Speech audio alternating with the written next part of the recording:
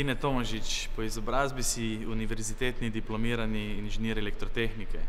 Zaposlen pa si v podjetju Pipistrel, ki je eno vodilnih na planetu Zemlja v lahki aviaciji. Tukaj deluješ kot razvojni tehnolog. Povej, kako si prišel do poklica, zakaj si se zanj odločil in kaj počneš?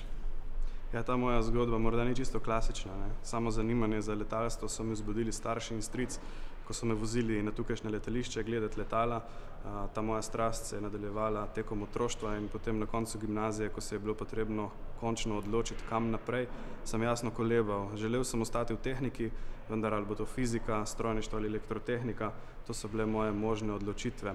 Obvladala je elektrotehnika, to pa predvsem zato, ker mislim, da je v tej branži še mnogo neodkritega. Pri razvoju projektov imaš proste roke, kar pomeni, da si nekako samostojen ustvarjalec brez omejitev.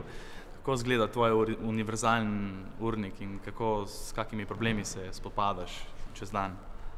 No, čisto brez omejitev nismo, ne. Omejitev je vedno čas in jasno denar, ki je na voljo za razvojne projekte. Je pa res, da imamo pri Pipistrelu možnost imeti mnogo bolj proste roke kot kjerkoli drugje. To je dejansko sreča, ki jo tukaj imamo. Sam delovnik začnemo ob 7, končamo, jaz temu rečem, ko je dneva konec, ob 4, 5, 6, mogoče 7 zvečer. Radi delo dokončamo in tega se tudi sam držim. Pač tak sem po karakterju in nimam rad, da zadeve ostanejo nekje v zraku, ampak želim postoriti vse, da se znotraj delovnega dneva vsaj ena logična celota zaključi.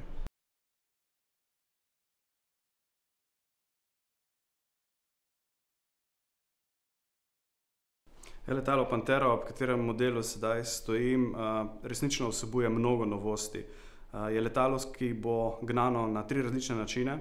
Na konvencionalnega, se pravi z batnim motorjem, hibridnega, kombinacijo električnega in batnega motorja, ter kasneje tudi popolnoma električno letalo.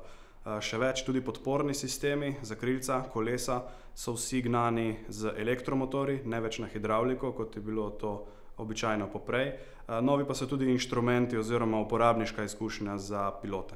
Hibridnega pogona za letalo tega segmenta ni razvil še nihče, mi smo prvi, zato po vsej verjetnosti mnogo stvari tudi mi še ne vemo, odkrivali jih bomo sproti in jasno, le znanje in izkušnje bodo tukaj rešitev, da dobimo tisti končni izdelek, ki bo tako zadovoljujoč za nas, kot tudi za stranke. No, tudi v Elisu zaposlujete inženirje elektrotehnike. Kakšna dela lahko opravljajo? Večino kadra v našem podjetju je elektroinženirjev in se ukvarjajo zelo z različnimi posli. Na primer, eden od poslov je vodenje sistema elektroenergetskega, to je dosti zahtevna zadeva, rabimo visoko strokovne kadre.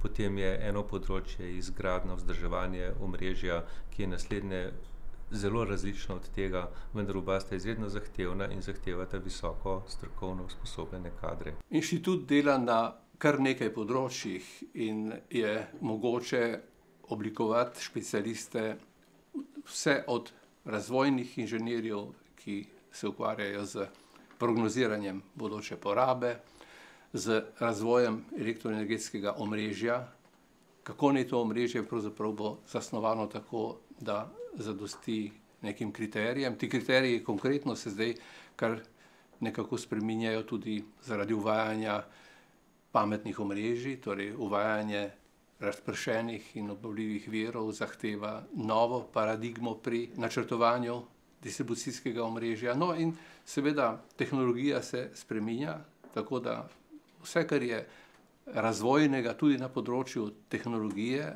seveda v ta namen poskušamo izobraziti naše mlade inženirje.